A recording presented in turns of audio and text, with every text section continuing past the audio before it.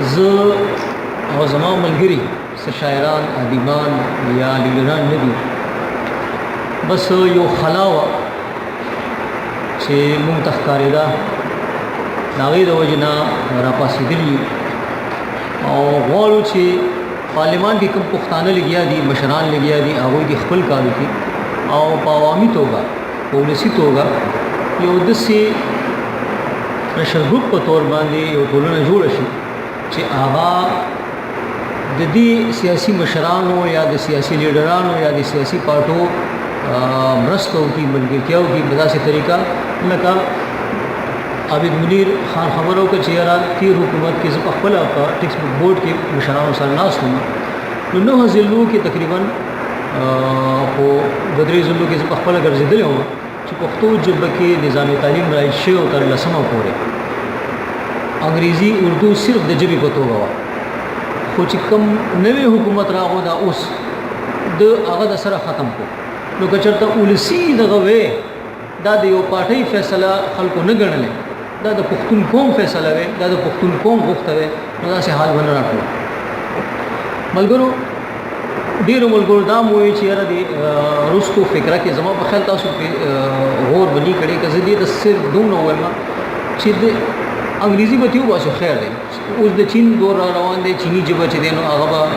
غټېږي لګیا دی، هغه د کاروبار او دغه ژبه جوړېږي، نو آیا د یو چینی ژبې دپاره زده کولو دپاره به مونږ بیا خپل ټول نصاب تعلیم چینی ژبې ته اړوو؟ لږ غور وکړئ که نه چې د یو پردۍ ژبې زده کولو دپاره ټول نصاب تعلیم پردۍ ژبې ته اړول خرطوب نه دی، نو نور څه دي؟ زه د ژبې بچ کولو دپاره نیم راپاڅېدلی، زه د پښتون قوم د دې د بیلې پېژنګلو د دې د بیل وجود دپاره راپاڅېدلی یم. ټول مونږ وایو چې دلته جنګ دی، شر دی، جدل دی، هر څه دي، ناپوهه یو. وجوهات څه دي؟ پوهه ناپوهه ده، پوهه څه سره راځي؟ په خپله ژبه کې زده کړې سره پوهه راځي. بیل وجود څه شی دی؟ زموږ خپله ژبه ده. لږ خدای ته وګورئ، لږ د دې سیاسي او د دغه نه وځئ، دا ټول زموږ چې دی دا زموږ مشران دي، څومره پښتانه چې دي که هغه د دنیا نه تللي دي یا په دنیا کې دي، دا ټول زموږ مشران دي، دا ټول د قدر وړ دي. موږ له په قومي توګه اوس داسې فیصلې داسې کارونه پکار دي چې په هغې کې موږ د دې سیاسي مشرانو دی ګورئ یاد ساتئ، ګورئ پارلمان ته یو کس لاړو، ډېر به داسې چې هغوی به سبا پارلمان ته ځي، بیا به یو حلف پورته کوي، سوګند به پورته کوي، دغه سوګند لاندې به دی کار کوي. دلته کې د ادارو خلک ناست دي، هر ادارې ته چې ته ځي ته یو سوګند لاندې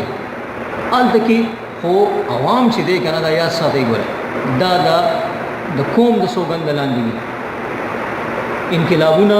دا د ادارو د دغه نه راځي، دا د عوامو نه راځي، ولسونو نه راځي.